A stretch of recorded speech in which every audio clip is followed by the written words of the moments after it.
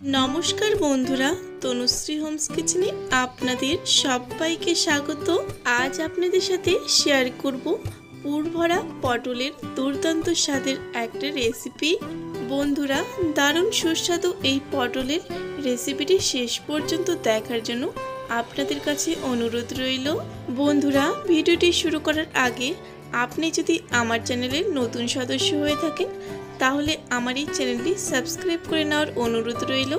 তার সাথে পাশে থাকা বেল আইকনটি প্রেস করে নেবেন যাতে আমার চ্যানেলে আসা প্রত্যেকটি ভিডিওর নোটিফিকেশন সবার আগে আপনাদের কাছে পৌঁছে যায়। চলুন তাহলে দেখে নেওয়া যাক আমি এই রেসিপিটি কিভাবে বানিয়ে থাকি। সবার প্রথমে এই রেসিপিটি বানানোর জন্য আমি এখানে একটা পটল নিয়ে নিলাম। এবার একটা ছুরি দিয়ে এই পটলের উপরের খোসাটাকে ছাড়িয়ে দেব।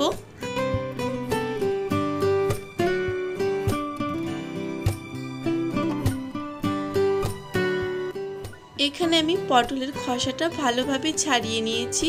এবার এই পটলটা মাঝখান থেকে কেটে এইভাবে দু টুকরো করে নেব। আর বন্ধুরা এই রেসিপিটা বানানোর জন্য চেষ্টা করবেন কচি দেখে পটলগুলো ব্যবহার করার, তাহলে কিন্তু খুব সুন্দরভাবে এই রেসিপিটি তৈরি হবে। এবার একটা চামচের পিছনের অংশ দিয়ে এই পটলের শাঁসটাকে বের করে নেব।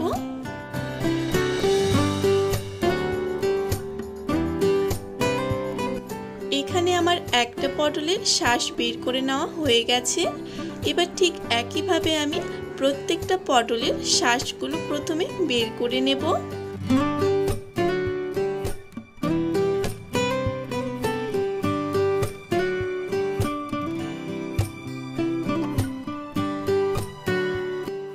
বাকি সমস্ত পটলের শাঁসগুলো আমি বের করে নিয়েছি আর এখানে পটলগুলো রেখে দিয়েছি।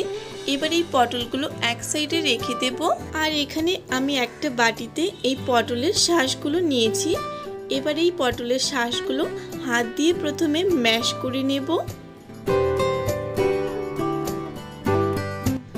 আমি ঠিক এভাবে পটলের শাঁসগুলো ম্যাশ করে নিয়েছি। এবার এর মধ্যে কিছু উপকরণ দিয়ে দিতে হবে। সবার প্রথমে আমি এর মধ্যে দিয়ে দেব একটা অর্ধেক সেদ্ধ আলু।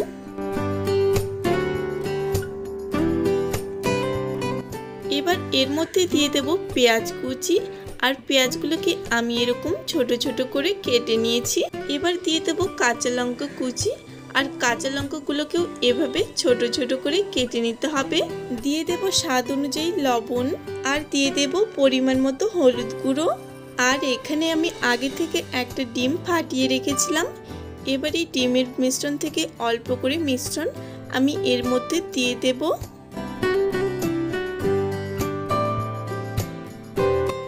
এখন এই সমস্ত উপকরণ একসাথে ভালোভাবে মিশিয়ে নেব।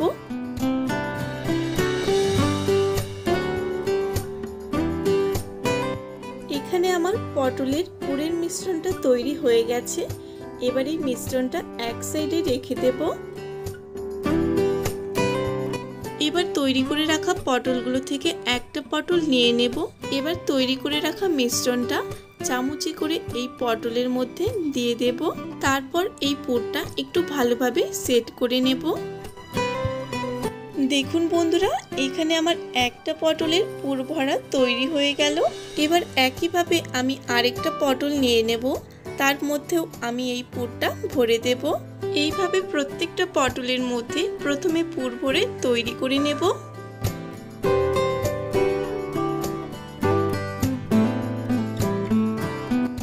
এখানে আমার সমস্ত পটলের মধ্যে পুর ভরে নেওয়া হয়ে গেছে।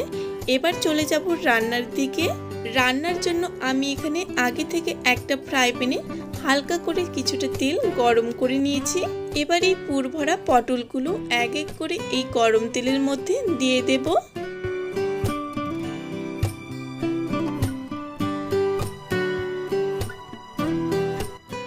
এখন 1 মিনিটের মতো সময় নিয়ে এই পটলগুলোকে হালকা করে কিছুটা একটা সাইড ভেজে নেব। ফিরে এলাম 1 মিনিট পর। এখন এই পটলের পরের সাইডটা উল্টে দেব। বন্ধুরা আপনারাও একদিন বাড়িতে এইভাবে এই পটলের রেসিপিটি বানিয়ে খেয়ে দেখবেন। আশা করছি আপনাদেরও ভালো লাগবে। আর খেয়ে আপনাদের কেমন লেগেছে সেটা কমেন্ট করে জানাতে আমাকে একেবারে ভুলবেন না। এখানে আমি পটলের পরের সাইডটা উল্টে দিয়েছি। এবার এই সাইডটাকে আমি ঢাকা দিয়ে রেখে দেব 5 মিনিটের জন্য।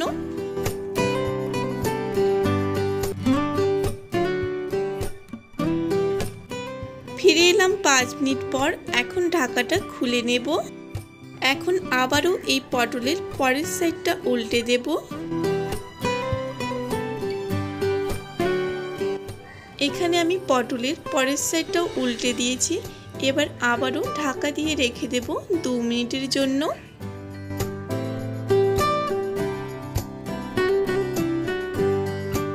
ফিরে এলাম 2 মিনিট পর।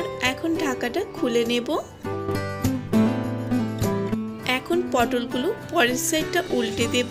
আর এখন দেখুন বন্ধুরা, এই পটলের একটা সাইড কিন্তু খুব সুন্দরভাবে ভেজে নেওয়া হয়ে গেছে। আর দেখুন বন্ধুরা, এই পটলের পুরগুলো কিন্তু খুব সুন্দরভাবে সেট হয়ে আছে, একটুও কিন্তু ফেটে বেরিয়ে যায়নি। আবারও আমি পটলের পরের সাইডটা উল্টে দিয়েছি। এখন আমি আবারও গ্যাসের আঁচটা লো আঁচে রেখে ঢেকে দেব 5 মিনিটের জন্য।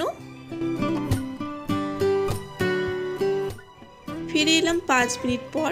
এখন ঢাকাটা খুলে নেব।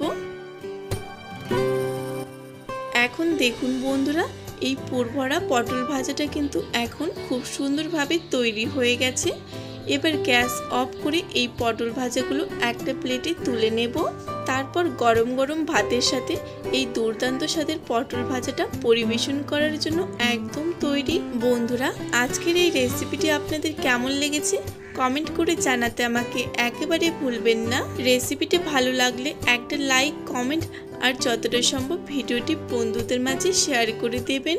আর এখনো পর্যন্ত আমার এই চ্যানেলটি সাবস্ক্রাইব করা না থাকলে সাবস্ক্রাইব করে নেওয়ার অনুরোধ রইল।